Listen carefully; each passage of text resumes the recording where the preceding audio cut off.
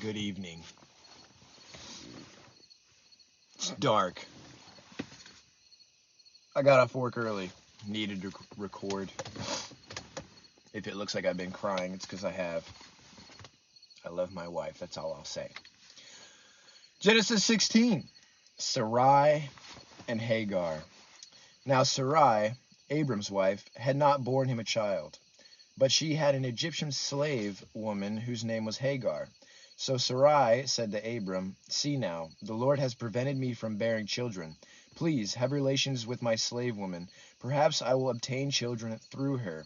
And Abram listened to the voice of Sarai. And so, after Abram had lived 10 years in the land of Canaan, Abram's wife Sarai took Hagar the Egyptian, her slave woman, and gave her to her husband Abram as his wife. Then he had relations with Hagar, and she conceived.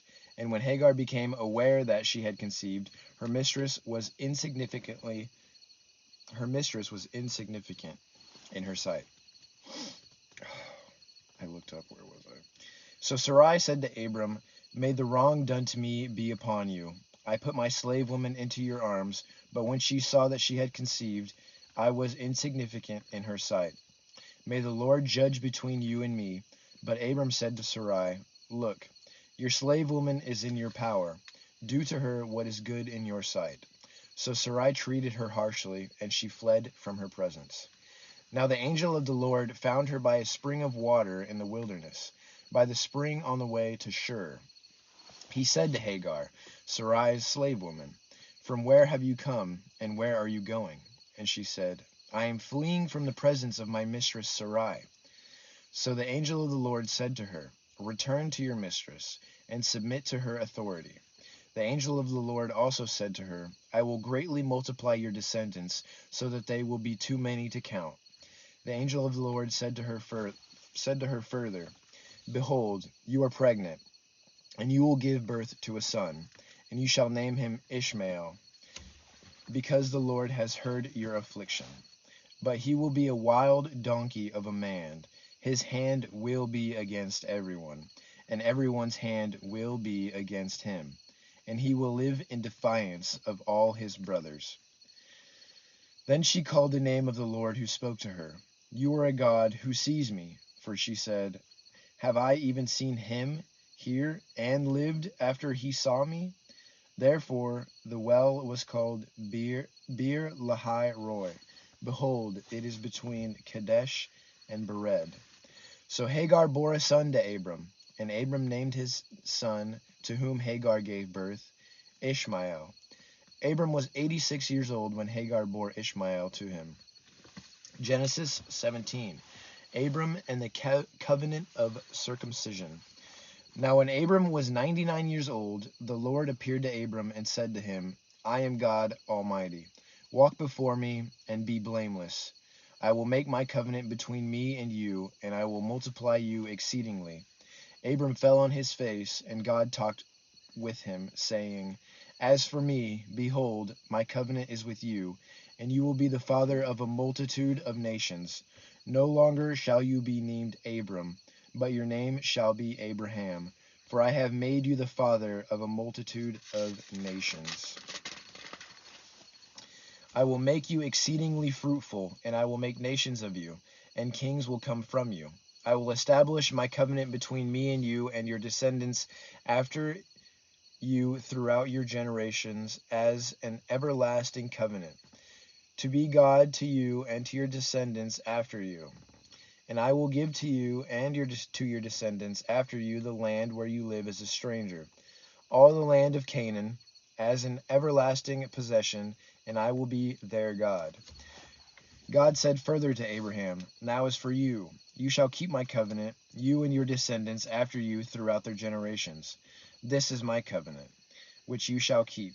Between me and you and your descendants after you, every male among you shall be circumcised, and you shall be circumcised in the flesh of your foreskin, and it shall be the sign of the covenant between me and you. And every male among you who is 8 days old shall be circumcised throughout your generations, including a slave who was born in the house or who is bought with money from any foreigner, who is not of your descendants.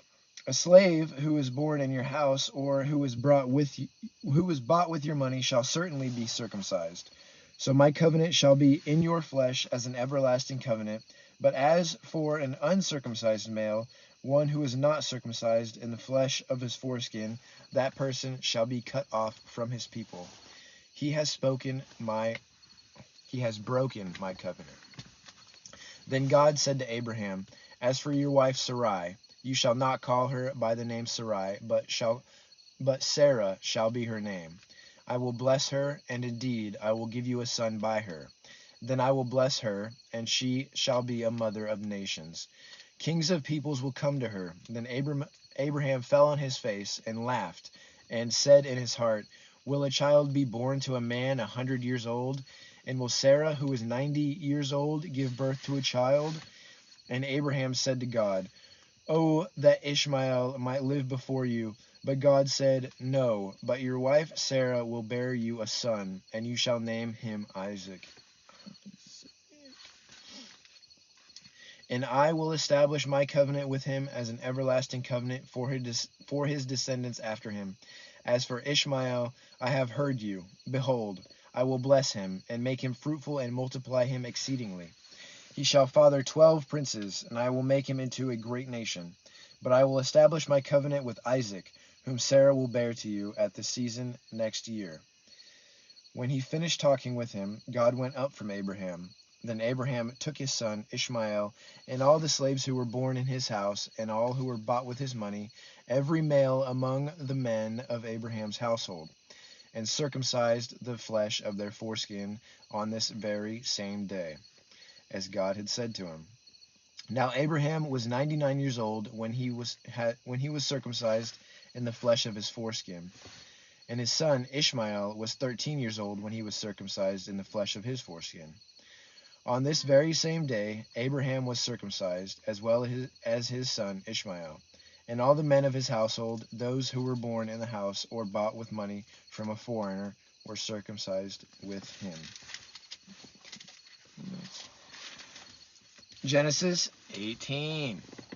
Birth of Isaac promised. Now the Lord appeared to Abraham by the oaks of Mamre, while he was sitting at the tent door in the heat of the day. When he raised his eyes and looked, behold, 3 men were standing opposite him. And when he saw them, he ran from the tent door to meet them, and bowed down to the ground, and said, My Lord, if now I have found favor in your sight, please do not pass by your servant. Please let a little water be brought and wash your feet, and make yourselves comfortable under the tree. And I will bring a piece of bread, so that you may refresh yourselves. After that you may go on, since you have visited your servant. And they said, So do as you have said. And so Abraham hurried into the tent to Sarah and said, Quickly, prepare 3 measures of fine flour, knead it, and make bread cakes. Abraham also ran to the herd, and took a tender and choice calf, and gave it to the servant. And he hurried to prepare it. He took curds and milk and the calf which he had prepared, and set it before them. And he was standing by them under the tree as they ate. Then they said to him, Where is your wife Sarah? And he said, There, in the tent.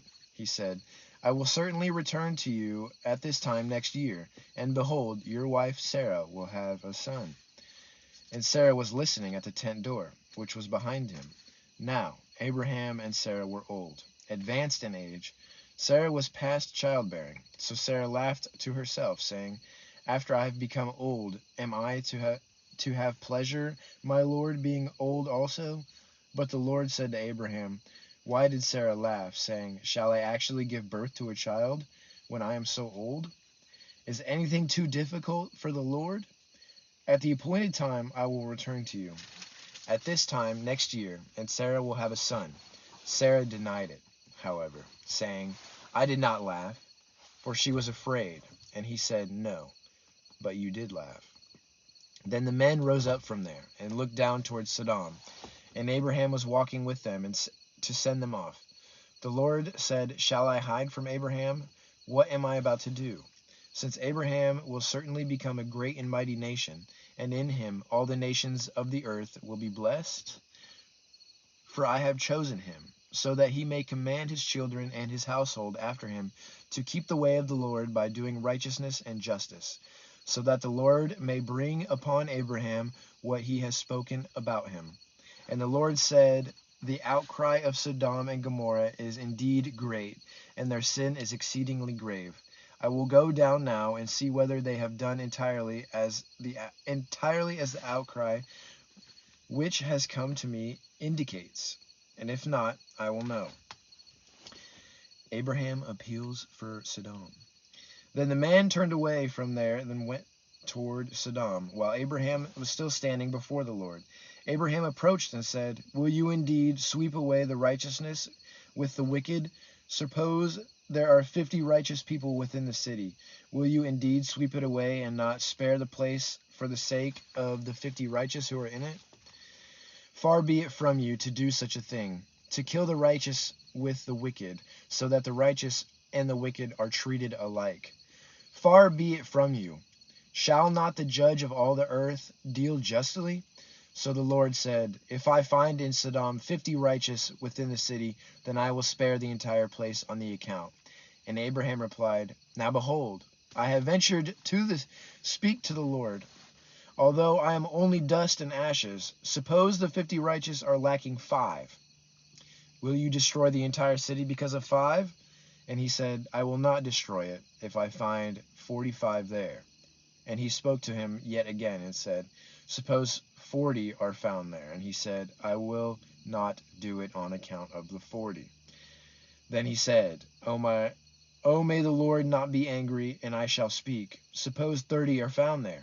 And he said, I will not do it if I find 30 there. And he said, now behold, I have ventured to speak to the Lord. Suppose 20 are found there. And he said, I will not destroy it on account of the 20. Then he said, Oh, may the Lord not be angry, and I shall speak only this once. Suppose 10 are found there. Quit pushing God, Abraham. Quit pushing him. And he said, I will not destroy it on the account of 10. As soon as he had finished speaking to Abraham, the Lord departed, and Abraham returned to his place. I will pick up there tomorrow to see what happens to Sodom and Gomorrah. I need to edit my thumbnails. God bless.